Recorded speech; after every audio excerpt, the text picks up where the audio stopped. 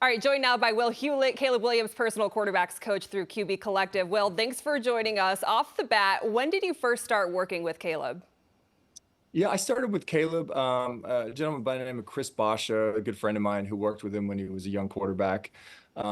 Sent him to me, I think it was either the seventh or the eighth grade. And he came out to, I had a facility at the time in Northern California. So we kind of started building that relationship from a training standpoint, yeah, early, just prior to going into high school, actually. What do you remember about seventh, eighth grade Caleb Williams? Well, he was a lot smaller than he is now, but he still had that determination. He was still very skilled. I couldn't have guessed that he would be as good as he is now. But there was definitely things that stood out. I mean, he was very athletic. He threw a very accurate ball. Even at that age, he was very determined to get all the little things right. You could see he was wired kind of a little bit more mature for that age group, and just really wanted to be great at the little things, and that's continued to be a point of emphasis, up until now. Yeah, I don't think that surprises anyone in Chicago anymore because we heard that he set the goal 12 years ago to become the #1 overall pick. You said that you've been working on some of Shane Waldron's offense for more than a month with Caleb before he was even drafted. So what's the working relationship like with you and Waldron and then you and Williams to kind of give him a head start? Yeah, so it's been nice. I've been able to interact with a good amount of NFL coaches over the past couple years through the QB Collective events, and that's allowed. I've known Shane probably for 5+ years now, and so as he's kind of we keep in contact, and it's always a good situation when you build one of these relationships, and then they finally get one of the guys you're working with. So just being in that, having access to that, Shanahan, McVay tree of offense. It's kind of given me an advantage when I'm working with guys that I know that are heading into that style of system.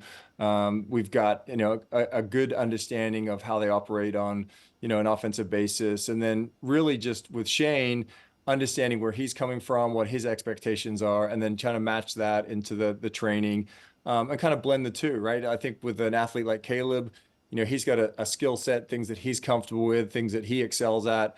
And I think good coaches do a really good job of kind of molding their system to fit the athlete to the best of their abilities, and vice versa. Good athletes will kind of merge into that system. So the relationship with Shane has been awesome, and that's been super helpful, you know, kind of getting ahead of the curve going into rookie minicamp. Yeah, and I heard you say it's pretty much basic concepts and terminology. From your experience, how far ahead does that put a rookie quarterback who's walking into minicamp this week? Yeah, it's one of those things where this situation doesn't happen too often, right? It's not frequent that the #1 overall team, the team that has the #1 overall pick knows exactly who they're going to take. This year it was a clear #1, and I think that advantage of knowing who you're going to have in terms of you're going to draft, you can start building that relationship and get kind of the learning phase that instead of just being thrust into rookie camp, kind of move that along the chains a lot faster. So it's a huge advantage, I think. Now, again, football is still very difficult. You got to go out there on Sunday and still make things happen. But it does give you an opportunity to kind of get ahead of the curve with a lot of things. I don't know how familiar you are with the history of quarterbacks in Chicago, but there's always been a problem with truly developing them at that specific position. Why do you think the pairing of Waldron and Williams ends up in a different outcome? Well, and again, I don't know the other quarterbacks personally. Caleb is built different. He's the most pro-ready athlete that I've ever worked with, and I've had a chance to work with some really good ones over the past couple of years. So it's one of those situations where, going to Chicago is a fantastic fit. I got to know the staff really well, and I think they're going to gel really really well together. And then just having the skill sets that they already have available, Keelan Allen, DJ Moore, and then who they've drafted, Cole Kmet, guys already on the offensive skill side of the ball that are going to be a big help right off the bat, and then a great offensive line up front. I think that mesh is going to work out really well. But Caleb's unique in that I feel like any of the situations he could have gone to potentially, depending on how the draft shook out, he was going to have success. it just worked out this year that, there was a team that wasn't necessarily deserving of the number one pick in terms of the traditional sense, right? They weren't the worst team in the NFL. And so it's a really good situation where I think, his skill set is unique. He's not, he's very athletic and he can run the ball and he can and move the pocket in various ways, but he really truly is a pro style passer that has just an elite arm, able to make all the throws on the field. There's nothing that he cannot do. It's just a learning curve thing, which is going to come with every rookie quarterback, and he's ready for that. Yeah, I was going to ask you about that. You mentioned all the weapons that are now surrounding him and walking into a ready-made situation. What do you feel like he needs to do just to be successful as a rookie? Because expectations here in Chicago are all kind of over the place, right? They haven't made the playoffs in a handful of years, but now they have this quote unquote generational quarterback with these weapons. So what does he need to do to allow the team to be successful at the bare minimum?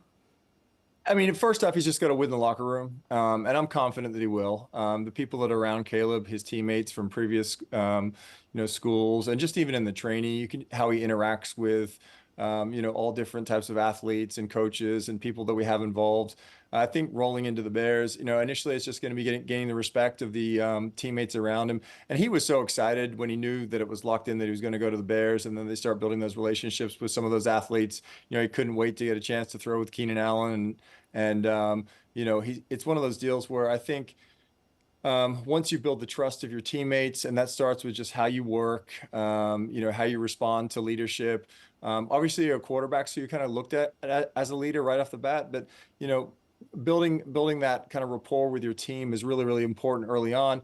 And then, of course, it's just taking care of business. Being able to deliver the football on the field, be on time, understanding the offense, which I'm confident he's going to be able to do those things. And so I think the teammates will trust him more and more. And that's how this game works. It's knowing where your teammate's going to be at what moment and what that time, and building that, that rapport with the receivers, and then knowing when to check the ball down, and then having, really clear understanding of what the coaches want out of the system. And it's, again, I think we got to be careful here. It's still really hard in the NFL, and it is a good situation. And obviously CJ Stroud had an amazing year last year with the Texans. And I think, Caleb's going to go at his pace, and I'm excited for, the kind of the opportunity for him to showcase what he can do at the pro level. Just in the short time since he's been drafted, we've all noticed here in Chicago that he's very comfortable in his own skin. And I'm sure that's something that you noticed as well. And we've heard all these stories about how he's just different than any other quarterback. Do you have any that stand out? Yeah, I mean, what's interesting is on our side of things in the training world, we kind of lose touch for a little bit with the outside world, in terms of what's going on social media, what people are talking about. But there's so many unique moments in training, whether it was with his old teammates back at USC or some of the other quarterbacks that we're working with. We have Austin Reed, who has also signed a UDFA with the Bears that'll be up there. And those two got a chance to train together this entire offseason. And Austin's a character. I'm sure you get a chance to know him through these next couple weeks. But those two would go back and forth, and Austin would kind of poke fun at him with some of the stuff we'd see online. But the great thing about Caleb, and I think it's, someone that is comfortable in their own skin, he's not afraid to make fun of himself. He's not afraid to make fun of others. He can take it. He can dish it out. And, he doesn't take him too seriously in that environment, which I think is really a good indicator that, he's got his head in the right place. He's focused on the right things. He doesn't take himself too seriously, and he can laugh at some of the stuff we see online. It's comical. We would come back the next day and there'd be something viral about him, and we'd all joke about it and think of other ways to make it go crazier. We'll give him this and they'll love that. But yeah, he's wired the right way. He's uniquely he has a way of just kind of keeping the outside noise. It just doesn't bother him. And I think in a big city like Chicago, that's really important for the quarterback position. And then, of course, with the history and the frustration, he's going to be a guy that's going to be able to deal with whatever negativity or interesting things that are put out there about him. He's built the right way. So I'm excited. I'm confident that he'll be just fine in that environment. You mentioned something about Austin. So this brings up a question. I Yeah. don't know if you know the answer or not, but obviously Caleb Williams had Rome Odunze at a throwing session just a couple weeks before the draft. I believe one of his friends from USC, a receiver, is on the team. We're getting a tryout throughout minicamp. Do you know if he had a ton of say in kind of roster building, who he felt like would be a good match for him as coming in as a rookie? Yeah, I think I don't know officially. I know that he definitely had his own board. Like Did you see he it? knew who yeah, like he was like, I like this Give it guy, to I like us. this. Come Like on.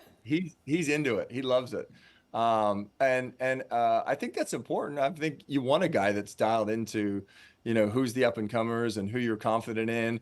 And it was kind of a unique situation with the quarterback end, right? It's like, when we knew the Bears were thinking about taking, an undrafted quarterback, and the call came in. I spoke to Shane briefly about it, and I'd already talked to him. I actually introduced Shane to Austin at the combine, just out of that scenario kind of popping up, and then sure enough, it happened. And so I know Caleb was super excited. They're going to be great together up there. They're a little dynamic duo, so it'll be good. All right, well, Hewlett, we appreciate your time and insight into the Bears' new quarterback. I know everyone in Chicago is excited to see what he can do on the field as rookie minicamp starts this weekend. Thanks so much.